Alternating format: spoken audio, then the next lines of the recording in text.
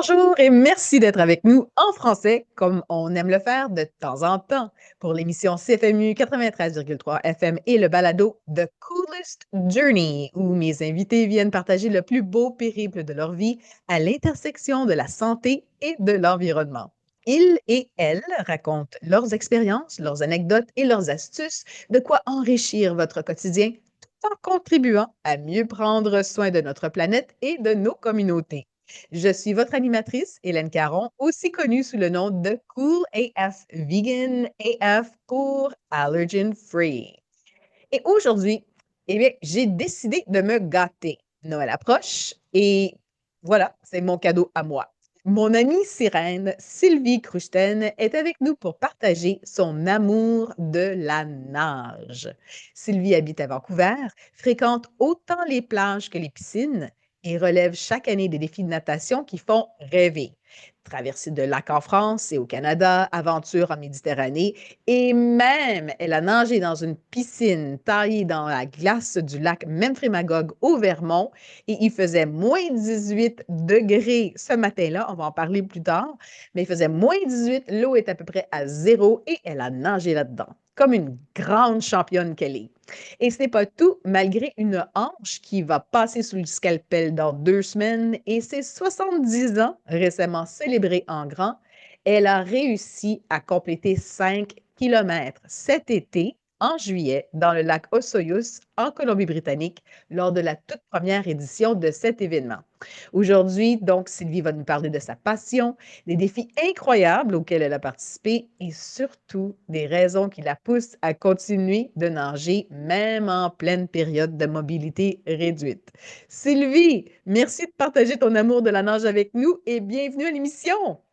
Merci Hélène pour ton invitation. Ça me fait grand plaisir d'être avec vous. Ah, écoute, je pense que c'est peut-être un cadeau qu'on va se faire l'une et l'autre de pouvoir jaser de natation ensemble. Sylvie, on s'est rencontrés grâce à quelqu'un qui nous a mis en contact l'une avec l'autre, Jessie, et on s'était rencontrés une ou deux fois. Et ensuite, la troisième fois, c'était dans l'océan. Je ne sais pas si tu te rappelles. Je me rappelle très bien, nous nous sommes rencontrés près d'une bouée orange au large de la plage de Kitsilano et je trouvais ça vraiment extraordinaire de faire ce genre de rencontre en plein océan. Ça Oui, démarre souvent de belles amitiés. absolument. Puis et en plus de ça, évidemment, on peut parler en français, donc c'est absolument, c'est comme la cerise sur le sundae, là. Donc, Sylvie, écoute, ça fait un bon bout de temps que je voulais te poser la question, mais là, maintenant, j'ai la chance. Tu as dû commencer à nager quand tu étais jeune enfant? Oui, j'ai commencé jeune grâce à mes grands-parents qui m'avaient payé des cours de natation et je leur suis vraiment très reconnaissante parce que c'est vrai que ça m'a permis d'apprécier l'eau et j'essaye de faire la même chose avec mes petits-enfants, j'espère Mhm. avec du succès plus tard, parce que je pense que c'est quelque chose qu'on garde toute sa vie et, et j'en ai bien profité, j'en profite encore. Oui, et donc tes grands-parents t'ont donc mis dans des cours de natation quand tu as grandi en Alsace, c'est ça, en France? Oui, j'ai grandi en Alsace et puis du coup, par la suite, j'ai fait de la compétition, disons pendant 3 ans où je nageais tous les jours et même l'été encore un peu plus que deux fois par jour. Et puis j'ai été vraiment tannée des allers-retours dans la piscine et j'ai arrêté de nager pendant vraiment de nombreuses années, 3 décennies, je dirais même. Et c'est en déménageant de nouveau à Vancouver que mon amour de la nage en eau libre m'a repris. Et donc, quand tu étais en France, donc en Alsace, est-ce que tu nageais en eau libre ou strictement Non, en piscine? Strictement en seulement en piscine. piscine. En Alsace, il y a des lacs dans les Vosges, mais qui sont assez froids. Et puis, j'avais pas de moyen d'aller là-bas. Et puis, je dois dire que c'était pas très, très populaire à l'époque non plus. OK. Et quand tu arrives ici à Vancouver, tu commences dès la première semaine que tu déménages ici ou comment ça s'est passé?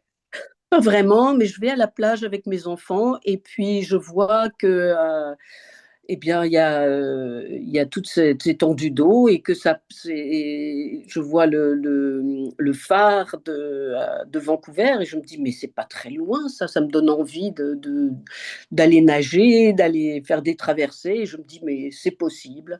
Et puis, je trouve un club de nage en eau libre et je m'y rends pour un entraînement. Et la première fois que je m'y rends, je rencontre un monsieur qui a certainement 80 ans et qui est Oh! complètement fanatique de nage en eau libre.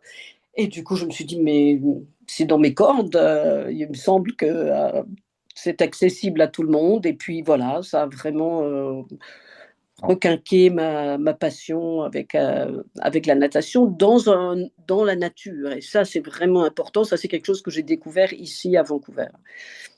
Mmh et donc pour toi, quelle a été la grande différence entre nager en eau libre et nager en piscine? Alors, en eau libre, moi j'adore cette connexion avec la nature. Et d'ailleurs, depuis que je nage en eau libre, ben, je suis beaucoup plus sensible au cycle de la Lune, au vent. J'ai mes applications que je vérifie avant d'aller nager. Comme toi, Hélène aussi, je pense. On regarde le vent, on regarde la marée, on regarde la température de l'air et puis on essaye de se renseigner quelle pourrait bien être la température de l'eau et puis les vagues et ça cet aspect-là de la nage en eau libre c'est vraiment important pour moi parce que j'ai l'impression d'exister aussi à un autre niveau. J'aime bien nager en piscine aussi mais c'est plus pour l'effort. La nage en eau libre c'est vraiment voilà être connecté avec l'environnement. C'est un grand Mmh. plus, oui. Moi, je trouve que pour l'eau libre, on est davantage connecté à soi-même aussi. Est-ce que c'est aussi ton cas? Je je trouve que Euh, je ressens les choses davantage. Ça me permet d'être davantage dans le moment présent, mais vraiment d'habiter mon corps encore plus. Je ne sais pas si toi, tu as la même sensation? euh, oui, oui, c'est sûr que bon, si je me retrouve dans une situation où il y a d'énormes vagues et je sais que mes épaules vont en prendre un coup, je me dis, bon, ben, ok, peut-être que je vais un petit peu raccourcir ma session là, de natation. Euh, oui, je crois que c'est toujours présent en fait. Oui, beaucoup plus qu'une petite session dans la piscine. Oui, c'est sûr. Je suis d'accord avec toi. Puis peut-être aussi que les rencontres, OK, premièrement, il y a les rencontres personnelles, comme me rencontrer, nous, on s'est rencontrés à la deuxième bouée ou à la première bouée, je me rappelle plus. Là, puis tu étais avec Ouais, Elisabeth, je ouais, pense. Vous ouais, étiez en train de nager de Jericho, je pense, ou de Locarno jusqu'à Kitsilano cette fois-là. oui. Donc, on fait des rencontres de personnes dans l'eau, puis on nage souvent en petits groupes, donc c'est le fun. Il y a vraiment la Mhm. connexion sociale, mais il y a aussi d'autres choses qu'on voit dans l'eau. Il y a comment puis-je dire, des rencontres inédites dans l'eau. J'ai rencontré Lily dans le oui. Alors, ben, à Vancouver, on nage de temps en temps avec des phoques. Et c'est vrai qu'il y a des phoques qui s'apprivoisent petit à petit, comme le pensent certaines. Et On les nommera pas, ça. attends, voilà. Euh, et également, ben, cet été, on a été vraiment gâtés d'avoir ces bancs de petits poissons, de petits harengs qui brillaient dans l'eau. C'était vraiment extraordinaire. Euh, on a vu de temps en temps, on a vu une fois seulement, heureusement, un lion de mer qui nous a fait très peur, d'ailleurs, qui nous a fait nager très très vite jusqu'au bord. Mais ça, quand même, ça n'arrive pas tous les jours. Faut dire que le lion-mer était ou le loup de mer, je me rappelle pas c'est quoi le terme exact là, en français, un sea lion.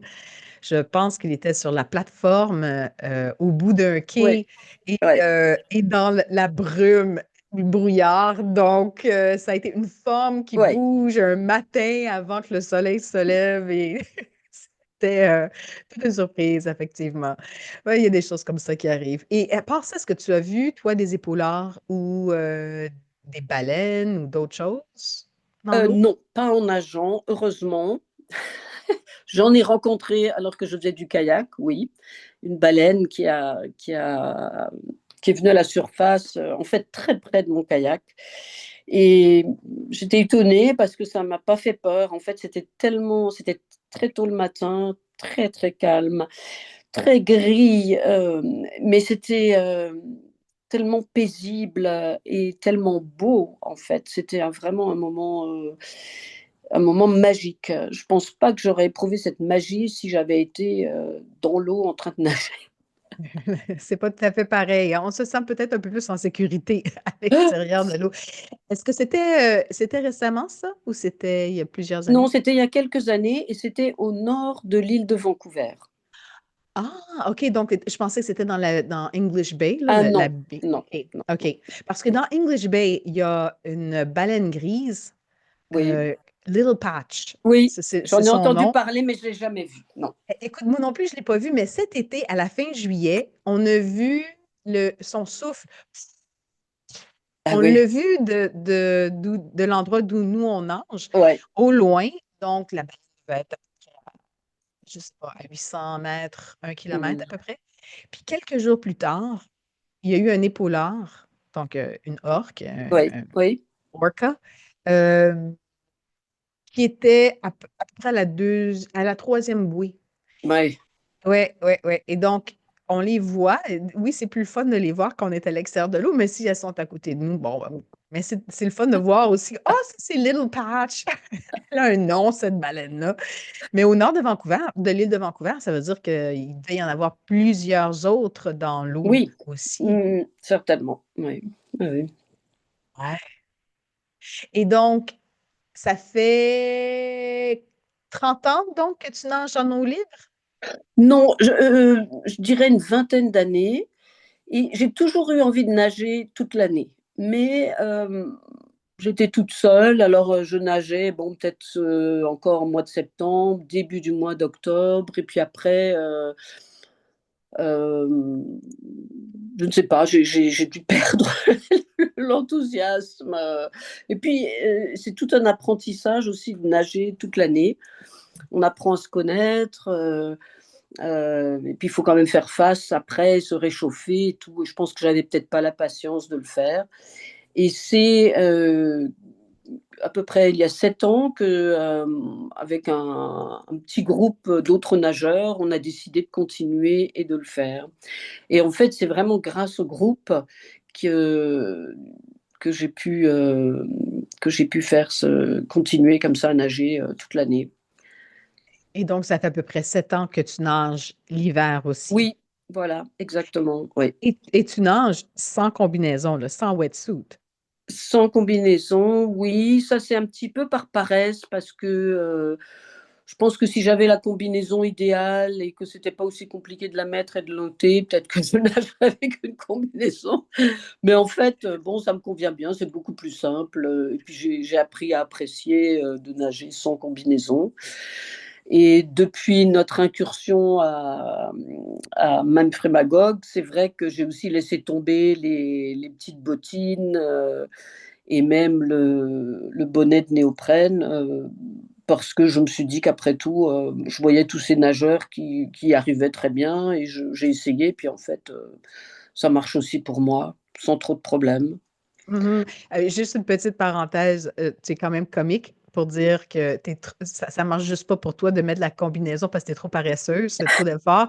Et te voilà en eau froide en train de nager parce que Oui, ça prend pas d'effort. Ça prend de la paresse pour faire ça. Mais bon, parenthèse que je voulais faire. Parlons de Memphremagog. On va commencer à parler de tes voyages de nage. Memphremagog, c'est toute une histoire, ça. Ça, c'est organisé. C'est le Kingdom Games, je pense que ça oui, s'appelle, hein? oui, Et c'est organisé par Phil White, qui est un ancien avocat environnementaliste, défenseur de droits humains. C'est toute une personnalité, cet homme-là. Ça fait plusieurs années qu'il organise cette compétition-là en hiver, mais aussi d'autres défis de natation en été. Et je me rappelle, donc on est allé faire ça, les deux, on était là. Oui. Et les deux, on habite ici à Vancouver, donc je pense que le Phil a été assez gentil pour aller acheter un drapeau de la Colombie-Britannique et planter ça dans la glace pour qu'on se sente incluse. Donc, si je me rappelle bien, c'était en février 2024, Sylvie? Je pense que oui. 2023, je crois. Il va falloir regarder. Euh, Ah oui, on tu as va regarder. raison. Oui, oui, Je pense que c'était 2024. Oui, oui, oui, oui, tu as raison. Oui, oui, oui, oui. parce qu'on voulait y aller cette année, puis Oui, ça a c'est juste pas vrai. Tu as marché. bien Puis raison. Oui, oui, oui, oui, oui. C'est ça. parce Oui, on est oui, allé là. Donc, disons, on va dire février 2024. oui, Donc, je pense que c'était en octobre 2023. oui. On était en train de nager ensemble, puis tu me dis, Hélène, as-tu vu le défi Memphis Magog? J'ai fait comme, ouais, je suis pas sûre. C'est une piscine, c'est 25 mètres taillés dans la glace, là, en plein milieu d'un lac. Je suis pas sûre. Puis tu me dis, ah, mais moi, je pense vraiment y aller. Puis là, j'ai dit, moi, j'ai des amis qui habitent de l'autre côté de la frontière, de toute façon, au Québec.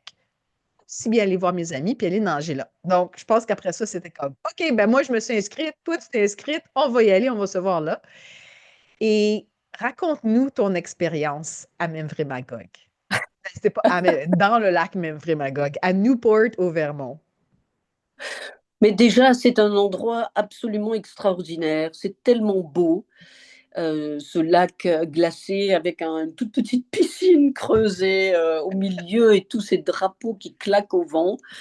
Euh, Bien sûr, à 70 ans, je ne me suis jamais mise en maillot de bain par moins 15 degrés. Donc ça, c'était un petit peu un défi le jour Mhm. de l'événement. C'est pas vraiment une compétition d'ailleurs. Moi, je vois ça plutôt comme chacun a son propre défi. Et puis, bon, moi, je m'étais inscrite seulement pour le 25 mètres, alors que je sais que toi, tu as participé même aux 200 mètres, plein d'épreuves Ouais, dans ce jour-là. je vais juste préciser, le 200 mètres, je pense que c'était le 200 mètres était le vendredi. Oui, Le 25 mètres et le 50 mètres était le samedi. Et oui, le dimanche, c'était le 100 mètres, puis il y avait le 50 oui. mètres papillon, Mhm. puis il y avait d'autres choses aussi. Le vendredi, il devait faire à peu près plus 2 à l'extérieur. Ah oui. Vendredi soir, il y a eu une pleine lune et les températures ont chuté à moins 25. Donc, Ouais. quand toi, tu es allé nager, il faisait moins 18. OK? Et le dimanche, quand moi j'étais nager, il faisait juste moins 14. Donc, c'était tellement plus chaud que pour toi. Puis le dimanche, quand j'ai nagé mon 100 mètres, il devait faire à peu près, si je me rappelle bien, moins 8, moins 5, moins 8 degrés. Puis ça fait une grosse différence. Mais toi, je me rappelle, le samedi matin, j'ai regardé la température, puis j'ai fait, hey, Christy, il fait froid, là. On est rendu dans le fret, dans le vraiment fret. Je t'ai envoyé un message texte. Hey Sylvie, est-ce que tu vas vraiment nager? Tu étais dans le 25 mètres, c'était la première compétition de la Oui. journée et tu étais dans la première vague. Donc, cette piscine qui est creusée dans la glace, il y a deux couloirs par mesure de sécurité. On veut qu'il y ait des gens juste à côté. Et donc, toi, tu faisais partie de la première vague, donc les deux premières personnes qui y allaient, la première compétition le matin, au plus froid de la journée. Et donc, je t'envoie un texte. Sylvie, est-ce que tu vas vraiment le faire? Et tu as répondu. Ben oui, alors c'est vrai que j'étais un peu inquiète même en me disant, ben, est-ce que c'est vraiment sécuritaire? Et en fait, arrivé au lieu de l'événement, Phil White nous a fait son petit speech en disant, ben, si vous arrivez déjà au bout de la petite piscine et que vous ôtez votre dry robe et que vous vous sentez bien, mais vous avez déjà fait tout le travail. Et je me suis dit, bon, ben, ça, je peux toujours essayer. Et puis, en fait, ça m'a complètement boosté son speech. Et je dois dire que c'est surtout, comment dire, mentalement que d'être avec autant de personnes qui étaient, mais comme nous, qui adorent nager dans l'eau froide et qui n'ont peut-être pas spécifiquement cette expérience non plus de nager à 0 degré. Euh, Ça m'a, comment dire, il n'y avait plus de barrière et du coup, je me suis rendue. Et en fait, rentrer dans l'eau a été relativement facile. Donc, j'ai fait que 25 mètres. Alors, je ne sais pas, je pense que 50 mètres, c'est un petit peu différent. Mais j'ai eu vraiment beaucoup de plaisir à le faire. Et après, évidemment, en sortant de l'eau, on a une espèce de rush d'adrénaline. On est vraiment sur un petit nuage pendant, je dirais, plusieurs heures. C'était vraiment très, très excitant de Je faire pense ça. que tu as été sur l'adrénaline, et toi et moi, les deux, on a été sur Oui, l'adrénaline pendant quelques mois, pas juste pendant quelques oui. heures. C'était tellement... c'était incroyable. Il y avait à peu près, je pense qu'il y avait 180 nageurs et nageuses lors de Mhm. cette compétition-là. Si je me rappelle bien, on devait être à peu près 250 personnes ou 300 personnes parce qu'il y avait des bénévoles, il y avait les Mm. organisateurs, il y avait les gens qui accompagnaient les nageurs et les nageuses aussi. Donc, il y avait beaucoup de gens autour, puis c'était vraiment une belle atmosphère. Puis, hey, être bénévole à moins 18, là, il faut le faire. Oui, C'est une chose de nager, là, mais eux autres, qui étaient là pendant des heures de temps sur la glace, là. c'est vrai que j'ai eu plus froid à retourner et aller voir les gens nager après que d'aller moi-même dans l'eau. Et ça, je pense que c'est vraiment mental parce que je me suis préparée pour y aller. Je pense aussi qu'avec le froid, il y a aussi toute une préparation, comment dire, ça je l'utilise un peu, une visualisation. Je pense qu'il ne faut pas aller comme ça se jeter à l'eau tout de suite. Et pour moi, ça m'aide de me préparer, de me dire voilà, ben, je vais aller là, puis je commence à me déshabiller, puis à tremper mes pieds, etc. Les différentes étapes avec un petit peu le ressenti, mon expérience de ressenti. Et ça, c'est quelque chose que j'utilise de plus en plus et ça m'aide beaucoup. Ouais, en fait, j'aime beaucoup le fait que tu parles de préparation. On va parler un peu plus. Parce que toi, tu nages en eau libre, presque, c'est pas tous les jours, au moins de 3, 4, 5 fois, des fois par semaine. Tu étais peut-être déjà mieux préparé aux alliances de mère nature que quelqu'un qui ne fait que nager en piscine. Donc ça aide d'être capable de gérer l'imprévu, de gérer les variables qu'on ne peut pas contrôler, Mhm. comme du -18. Mais aussi de savoir qu'on est dans un lac, en plein milieu d'un lac, vraiment, là, puis on peut pas toucher le fond, là. Où on était, là, il y avait pas de fond. Par Ouais, contre, il y avait des escaliers de chaque côté, des escaliers en bois. Moi, ça a été ma crainte de me péter la face dedans, là, en bon français, là, en bon ouais, québécois. Il y avait de la glace, il y avait à peu près un bon 5 centimètres de glace là-dessus. ouais. Puis il y avait deux personnes qui nous aidaient à marcher là-dessus puis pour entrer et sortir de l'eau. Donc, en termes de préparation, parce que toi, tu as vu ce qui s'est passé le vendredi, je me Mhm. rappelle que tu étais là. Comment est-ce que tu as pu faire ton exercice de visualisation pour ta propre, j'allais dire ta propre course, mais ton propre défi le samedi matin? Ben, je pense que j'étais quand même préparée, en sens qu'on a été beaucoup nager, on était souvent ensemble quand on nageait à Vancouver. Lorsque j'étais à Montréal, j'ai essayé de prendre des douches froides et ça, je pense que ça m'a beaucoup aidé parce que je pense qu'il y a peut-être des auditeurs qui sont qui ont cette expérience-là, mais l'eau froide de Montréal, elle est très froide. Et prendre une douche Elle froide n'est et se pas, laver, elle n'est pas froide, elle est frette. elle est frette, oui. Et se laver les cheveux à l'eau frette comme ça, ben, je trouve que c'était un bon entraînement. Alors ça m'a beaucoup aidé en fait. Euh, Ça m'a aidé surtout à éviter le choc qu'on a en rentrant dans l'eau froide. Et donc, j'ai pas ce réflexe de peut-être d'appréhension et d'avoir le rythme cardiaque qui fuse et d'avoir une hausse de pression artérielle, etc. Parce que j'arrive, ça, je pense que on s'habitue, on arrive à le contrôler. Et puis ensuite, ben, je pense que dans un environnement comme ça, très encourageant, et avec des gens qui sont un peu de notre tribu, ça contribue vraiment à booster notre détermination et, et à encourager. Oui, et je dois dire qu'à partir du moment où j'avais décidé d'y aller, j'avais plus de crainte. Et puis j'ai écouté Phil, qui a quand même beaucoup d'expérience, et il avait la capacité de dire, mais si vous arrivez là-bas, au bout de la piscine, il n'y aura pas de problème, rentrez dans l'eau, ce ne sera pas difficile. Et je l'ai cru. Et Mhm. Parce qu'il Et voilà. y a quand même un niveau de confiance. Il faut avoir confiance en soi, il faut avoir Oui, confiance aux autres, à l'organisation oui, aussi, là, oui, tout le système en place. Il faut dire aussi qu'on avait un endroit pour aller se réchauffer par la suite. oui. Il y avait des gens qui prenaient soin de nous, ils nous donnaient de l'eau tiède pour les pieds. Bon, on était dans une pièce aussi où il faisait chaud, donc il y avait vraiment, c'était très, très bien. Euh, mais je reviens à l'aspect de préparation. Donc, il y a les douches froides, il y a évidemment ta préparation hebdomadaire, quotidienne de nager en eau Mhm, libre et mhm, de mhm. faire face à l'imprévu constamment, d'être capable de gérer l'imprévu. L'eau froide, quand tu as vu le vendredi, donc la veille de ta course à toi, quand tu as vu la piscine, le setup, est-ce que ça t'a donné une idée de OK, je vais rentrer comme ça, je vais faire ça, puis je vais pouvoir nager d'un bout à l'autre, puis c'est comme ça que je vais le faire. Est-ce que ça, tu as pu le voir à l'avance dans ta tête?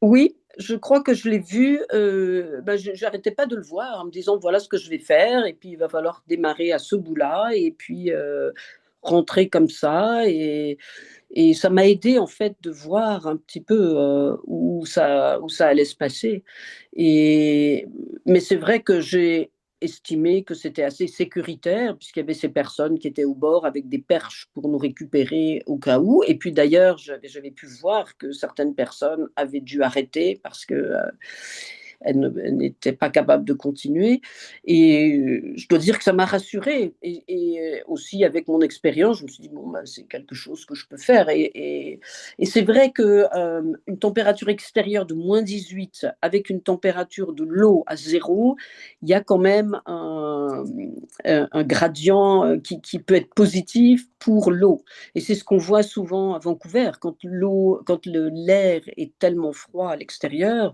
et que l'eau reste à 9 ou 8 degrés, on se sent quand même bien dans l'eau.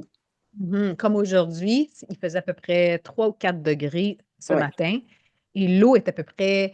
Là, ce matin, je pense qu'elle était un peu plus froide, donc peut-être 8,5 degrés Celsius, mais Mmh. ça oscille entre 9 et 10 en ce moment. Mmh. Et effectivement, une fois qu'on est rentré dans l'eau, on se sent mieux dans l'eau Oui, qu'à oui, l'extérieur, surtout s'il y a du vent. Ça, c'est oui, l'autre facteur, là, le facteur ouais, vent, là. ouais, Ouf. Le matin, quand toi, t'es allé, je me rappelle pas s'il y avait beaucoup de vent, mais le vent s'est levé en journée. ouais. Je me rappelle que vers 10h, 11h, là, là, il ventait les draps. Là, vraiment, les drapeaux claquaient au vent, là. Mmh. Mmh. Ouais, c'était assez quelque chose, là. Les bénévoles qui étaient autour de la piscine avec les gens qui faisaient aller leurs petites cloches, là, pour leurs amis dans l'eau, là. Waouh! Ça prenait du courage. Donc, pour en revenir à l'aspect préparation, donc toi, c'est comme ça que toi, tu t'es préparé pour faire tout ça. Au fond, c'est que tu as gagné confiance en toi-même parce que c'est quand même un événement extrême faire ça.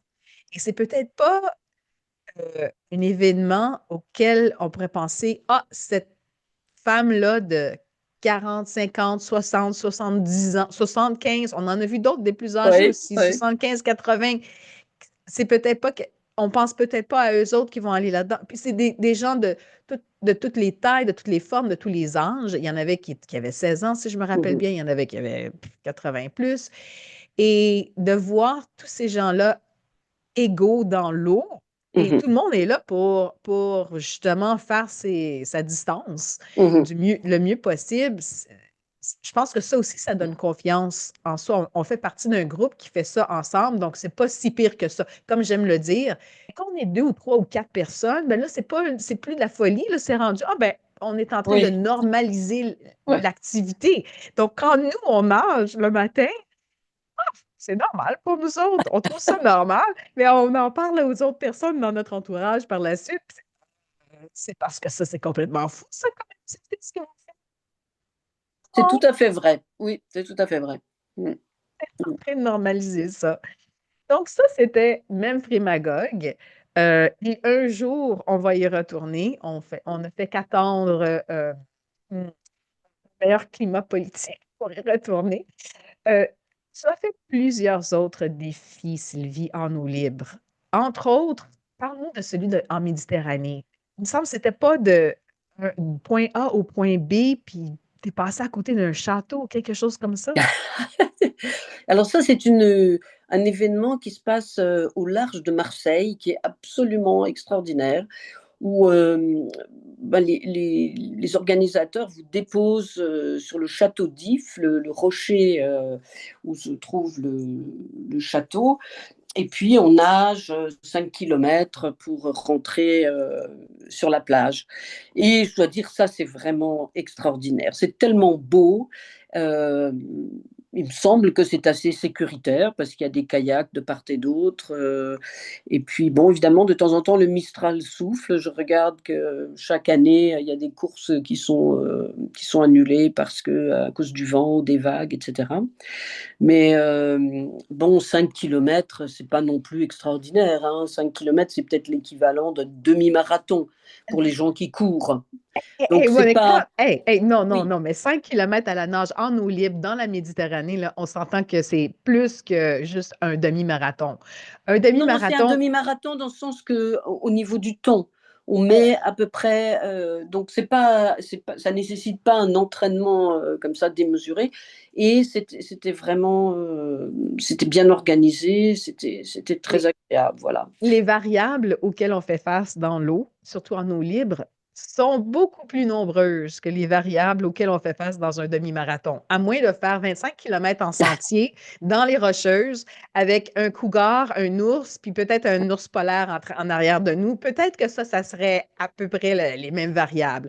Parce que quand même, il y a beaucoup d'animaux, il y a des choses dans l'eau, il y a des méduses, il y a des requins, il y a toutes sortes de choses. Est-ce que quand tu as fait cette course-là, ce défi de 5 km-là, est-ce que tu as vu des animaux ou d'autres choses dans l'eau? Oui, Non? alors j'ai vu certains poissons, des dorades, mais je dois dire que je n'ai pas tellement peur lorsque je nage comme ça en eau libre.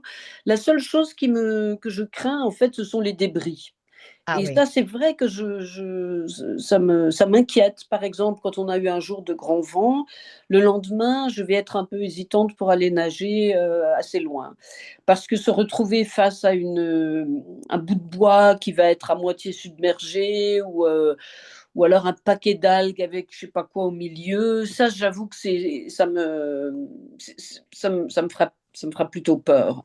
Oui, oui. Mais c'est à peu Et près la c'est même chose, parce que les animaux qu'on rencontre, en fait, ils veulent pas nous voir, les animaux marins, et n'ont qu'une crainte, c'est de nous rencontrer. Personne. Donc, je suis pas les. J'ai jamais été vraiment piquée par une méduse. J'ai déjà trouvé des petits crabes dans mon maillot de bain, des choses comme ça. Ben, c'était plutôt amusant.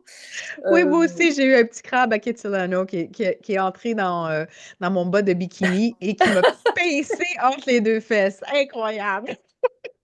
Une histoire vécue, mesdames et messieurs. ouais, mais Mais non, le. sinon, j'ai pas. Non, non, des requins, non, non. Je pense Non. pas que j'irai nager dans les endroits où il y a des requins. Il n'y a pas de requins là-bas. Non, non, Mhm.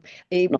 pour les gens qui nous écoutent, et quand tu dis des bouts de bois, ici à Vancouver, on parle pas une petite branche Mhm, toute mince, là, on parle de mhm. bio de bois qui se sont Ouais. échappés de l'industrie forestière, des gros bio de bois qui font à peu près, je sais pas moi, 30, 40, 50 Mhm, centimètres de diamètre et qui pourraient faire à peu près 25, 30 mètres de longueur mhm. partiellement submergé. Si on fonce là-dedans, là, c'est fini, là. Le crâne fendu, puis pouf, on coule à pic. Ouais, Et juste pour préciser, on nage toujours avec une bouée. ouais. On a toujours notre swim body. Donc, si on coule à pic, on voit quand même notre petite bouée, là. Mais ces débris-là, je me rappelle pas si je t'ai raconté l'histoire, Sylvie, mais il y a quelques étés, je pense que c'était il y a 2 ou 3 ans, je nageais et c'est là on voit le miracle de notre corps. Donc, je nageais et en anglais, on appelle ça spotting. C'est donc, on regarde où on s'en va une Mhm, fois de temps en temps. Donc, je regarde sur les côtés, je regarde en avant une fois de temps en temps et j'ai regardé en avant, mais avant même que mon cerveau ait pu recevoir l'information, mon corps s'est arrêté, mais comme ça, immédiatement. Puis je me suis dit, ben voyons, pourquoi est-ce que j'arrête? Puis devant moi, à même pas 5 centimètres de mon visage, il y avait justement un bout de bois, mais pas un petit bout, mais quand même, avec un clou rouillé Oh qui non. sortait et dans lequel j'aurais foncé tête première ou front premier là-dedans. Donc, je ne sais pas comment est-ce que ça fonctionne entre les yeux et le cerveau, mais il y a quelque chose qui a fait en sorte que mon réflexe, Mhm. ça a été d'arrêter avant même que j'ai pu interpréter l'information. Il y a un bout de bois avec un clou Mhm. qui sort. Mhm. Donc, c'est de ça dont on a peur, nous. Mhm. C'est de ces débris-là. Ou bien, il y a des gens qui lancent des fleurs à l'eau puis qui laissent les épingles, les aiguilles Mhm. là-dedans. Ça nous est arrivé aussi d'en sortir de l'eau.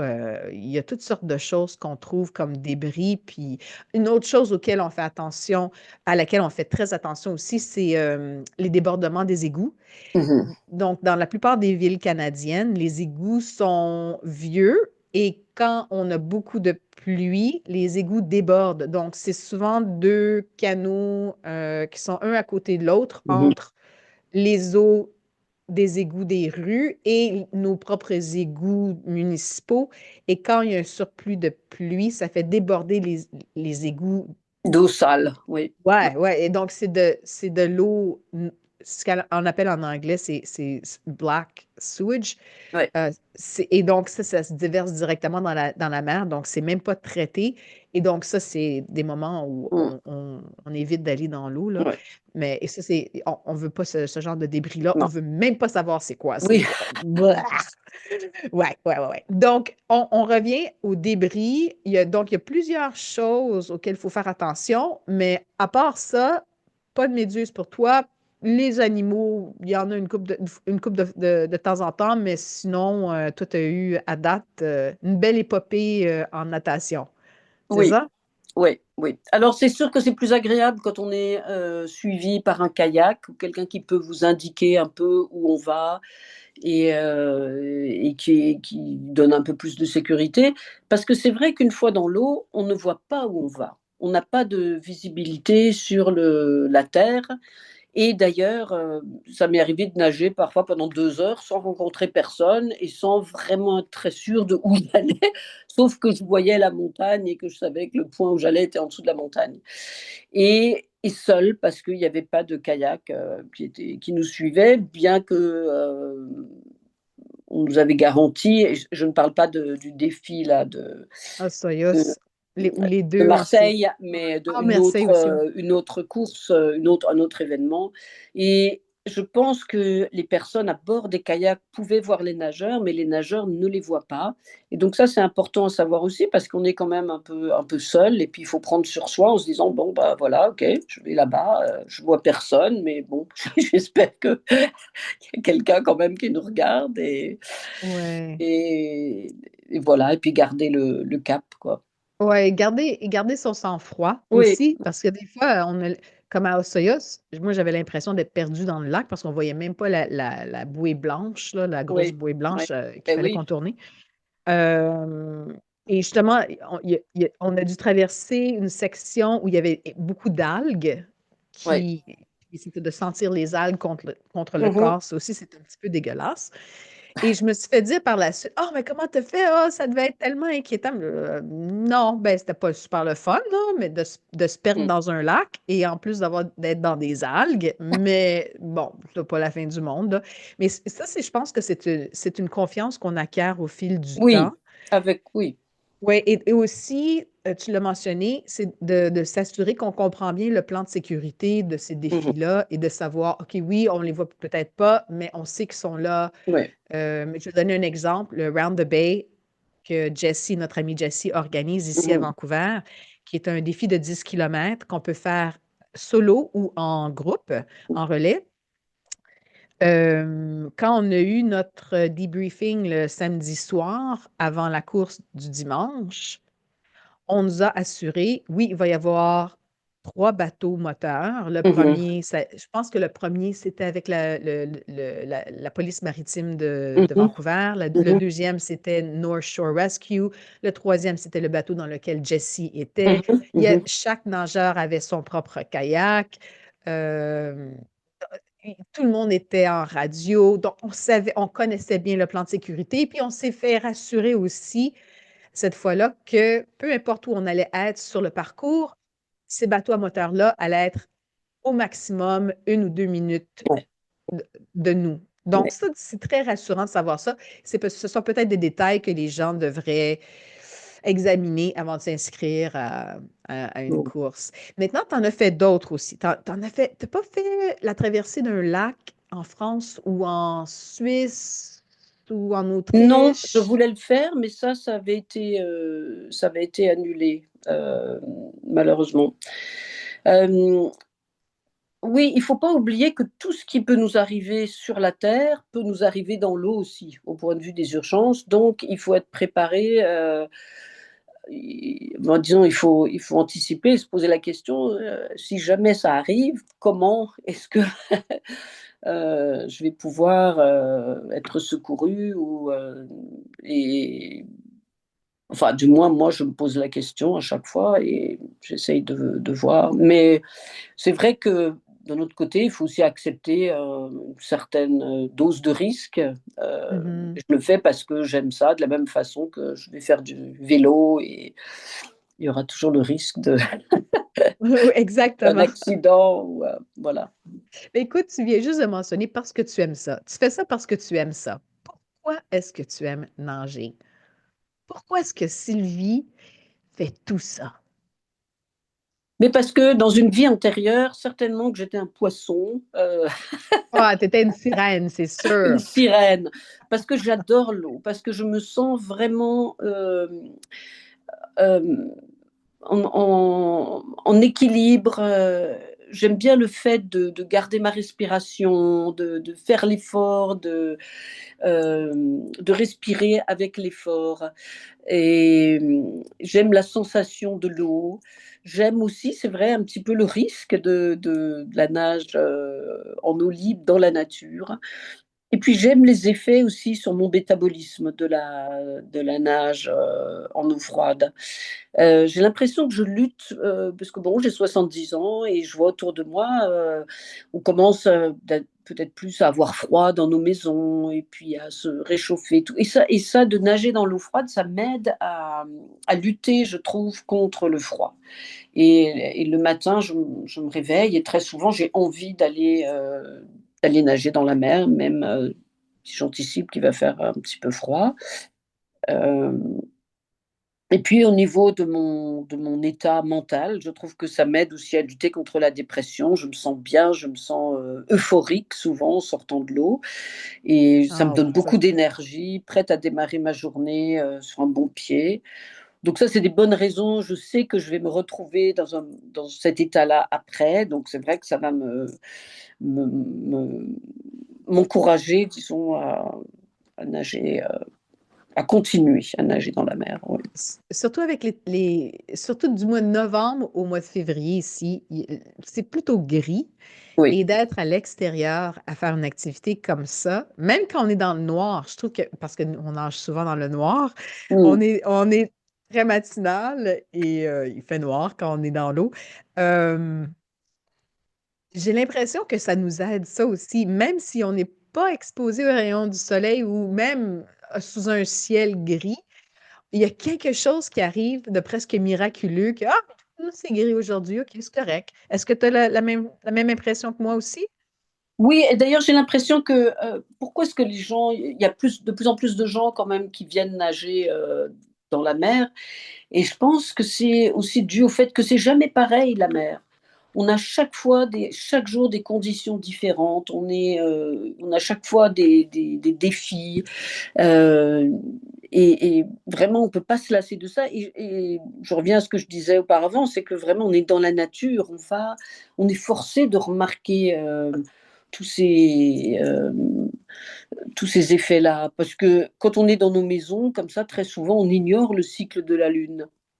On va Hmm. pas, à part le jour de la pleine lune, mais on va pas le savoir.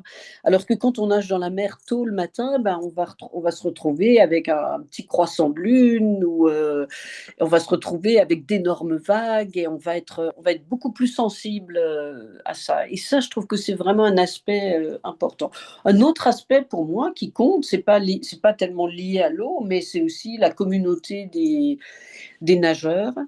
Et, et surtout maintenant que bon, j'ai quelques défis à me déplacer, je crois que sans mes amis de la mer, comme je les appelle, je ne pourrais pas me rendre à l'eau. Et j'apprécie vraiment ton aide, Hélène, et l'aide de plusieurs autres qui me permettent de continuer à accéder à l'eau et sans qui, franchement, ce serait tout à fait, ce serait beaucoup plus difficile. Oui. Il faut dire que l'eau, c'est très, en anglais, ils diraient forgiving. Ouais. C'est-à-dire, c'est une activité, nager dans l'eau ou flotter dans l'eau, c'est une activité qui est accessible à plusieurs Mm. personnes malgré des problèmes de mobilité. Je pense entre autres à Kathleen Watton que j'ai Oui. interviewée à mon émission il y a quelques semaines, qui avait beaucoup de difficultés à se déplacer encore, mais ça Mm. devient de mieux en mieux pour elle. Et c'était juste dans l'eau, même lors de sa première sortie, qu'elle s'est aperçue, ah, mais Mhm. je suis capable de bouger dans l'eau quand je ne suis pas capable sur Terre à Mm. cause de l'effet de la gravité sur le corps qui nous empêche de bouger de certaines façons. Dans l'eau, on est presque libre. Mm. On flotte. On flotte. Donc, l'effet de flottaison de l'eau, ouf, ça aide énormément. En ce moment, avec ta hanche, une fois que tu es rendu dans l'eau, même cet été, tu marchais déjà avec Mhm. une canne, si je me rappelle Mhm. bien. Mhm. C'était des bâtons de marche. Euh, et même là, tu as fait 5 kilomètres. C'était incroyable. Incroyable. C'est difficile de faire les battements à cause de ma hanche, ça c'est quand même un problème. Mais c'est vrai que d'abord le froid anesthésie quand même un peu la douleur. Et puis ensuite, c'est vrai que flotter, ça me permet de faire des mouvements de courir dans l'eau, par exemple, chose que je ne peux vraiment plus faire quand je suis sur Terre. Et, et même de flotter, de bouger un peu de manière que je peux, si j'ai pas envie de nager le crawl, c'est quand même très agréable. Mais c'est vrai que sans aide, c'est difficile d'atteindre l'eau et c'est difficile de sortir de l'eau aussi parce que bah, souvent il faut marcher un peu sans aide et ça, ça me devient impossible pour le moment. Ouais, Mais de toutes les façons, le sentiment de partager des moments comme ça, pour moi, c'est très important aussi. Et je dois dire que je suis vraiment très chanceuse de vous avoir rencontrées toutes parce que ça, c'est un moment de communion important. Voilà, on se revoit peut-être pas dans la journée, mais au moins on passe une demi-heure, 40 minutes le matin. On vit quelque chose de vraiment magique.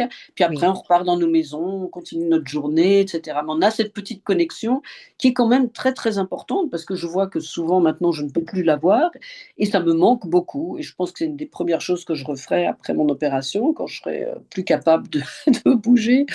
Bah, je me Mhm. réjouis beaucoup de pouvoir vous rejoindre toutes. Ben ouais, une fois la cicatrice bien Oui, oui, réparée, oui, parce qu'on ne oui, veut oui. pas que ça s'infecte non Ben plus, là. non, non, non, Et non. tu parles de communauté. Au fond, et ça, on en a parlé aussi, il y en a plusieurs communautés de Mhm, nageurs et de nageuses à travers le monde. Entre autres, on parlait de Victoria avant qu'on entre en onde. Victoria a deux groupes de nage. Il y a le groupe de Susan Simmons. mhm, Susan Simmons, qui est une nageuse très connue ici, elle souffre de sclérose en plaques mhm, et c'est comme ça qu'elle gère sa sclérose en plaques, c'est à travers le froid de l'eau. mhm. Et elle entraîne un groupe c'est même pas des jeunes, c'est Oui, des des gens, adultes, oui, des jeunes ouais, adultes, oui, des oui. jeunes adultes. En Mhm, fait, je pense qu'ils ont peut-être tous les âges. Je pense qu'il y en a même dans la quarantaine. mhm, Ce sont des gens qui participent aux Olympiques spéciaux. Donc, ouais. ça, c'est son groupe à elle. Et ensuite, il y a l'autre groupe qui est de Cold Water Addicts. Et si jamais les gens habitent, je ne sais pas où à travers le monde et ils nous écoutent, nous, on a trouvé ces groupes-là sur Facebook. Ça peut être, vous pouvez chercher, je ne sais pas moi, le nom d'une ville, Cold Water Swimming Group, Open Water Swimming Group, Canadian Cold Water Swimming. Il y a plusieurs façons de trouver un groupe avec qui nager. Surtout quand on commence, on ne veut vraiment pas y aller seul. Euh, donc, toi, tu as nagé, Sylvie, avec au moins un, deux, trois, au moins avec 4 ou 5 groupes ici en Colombie-Britannique. Oui, et je dirais que même quand je voyage, parce que c'est vrai que si je me rends en Europe, là j'étais voir ma sœur à Genève et j'ai eu envie de nager dans le lac Léman. Et en fait, j'ai retrouvé, il y avait un groupe de nageurs du lac Léman. Donc, j'ai contacté ces personnes-là. Je leur ai demandé si ils avaient une sortie.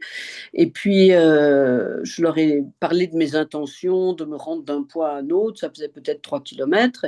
Et je sais que quelqu'un m'a répondu en me disant, mais non, non, non, tu ne devrais pas le faire dans ce sens-là. Il faut y aller dans l'autre sens parce que en fin de matinée, il va y avoir tel vent, etc.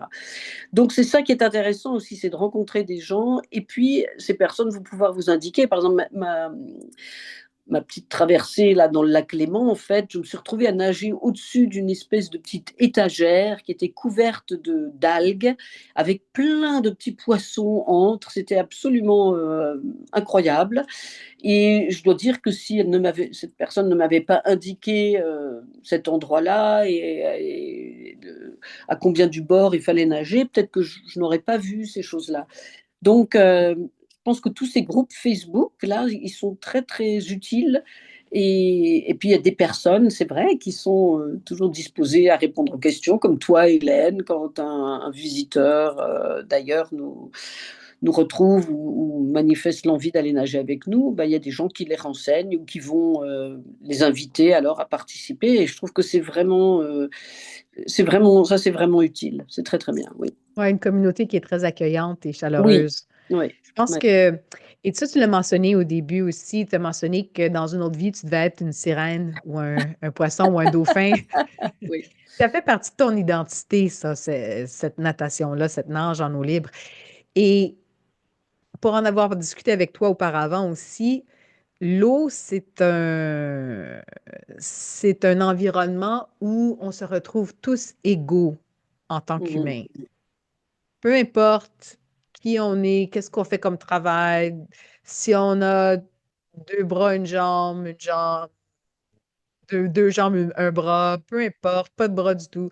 Peu importe ce qui se passe, on est tous dans l'eau à peu près pareil.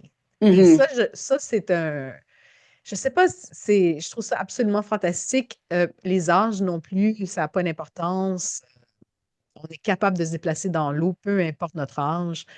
Ça, je trouve que c'est un phénomène de l'eau qui nous aide à nous rapprocher les uns des autres et surtout en eau froide, parce que Mhm. là, c'est une activité un peu plus poussée, un peu plus rare, on va le dire comme ça.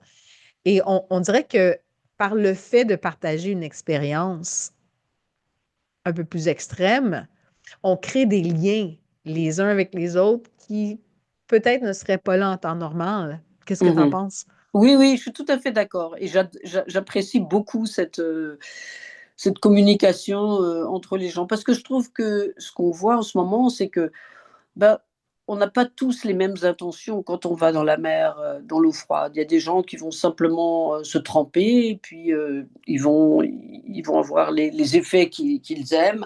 D'autres vont rester plus longtemps. Certains vont rester immobiles avec les mains hors de l'eau.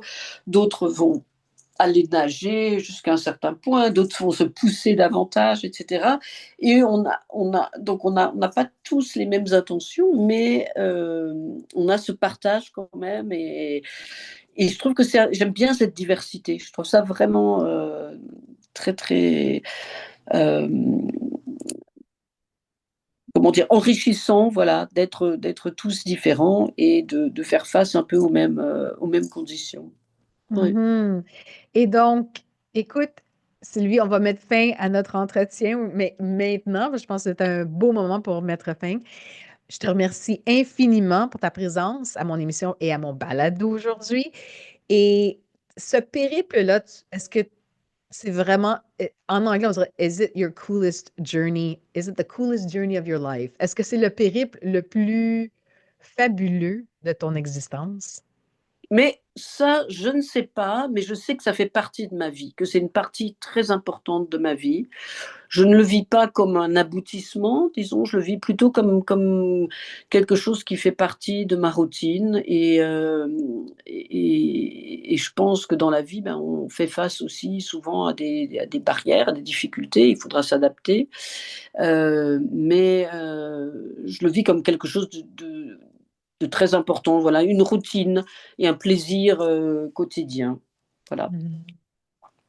Quotidien. Et je te souhaite de continuer à gérer la douleur avec laquelle tu vis en ce moment grâce à l'eau jusqu'à ta chirurgie et une fois ta nouvelle hanche, bionique installée, on a hâte de te Ouais. revoir, à nager avec nous, avec des plus de distance, ça c'est certain. Donc, merci encore une fois, Sylvie. Merci à tous ceux, toutes celles qui nous ont écoutés aujourd'hui aussi. C'est une édition en français. Je vous rappelle que je suis Hélène Caron, alias The Cool AF Vegan. Et je vous rappelle également que vous pouvez réécouter cet épisode sur cfmu.ca, Spotify et éventuellement sur YouTube.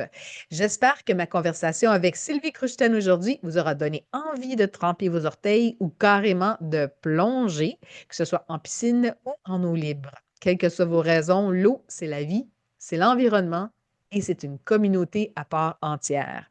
À très bientôt et d'ici là, je vous souhaite santé, énergie et le plus beau périple de votre vie. Bye tout le monde!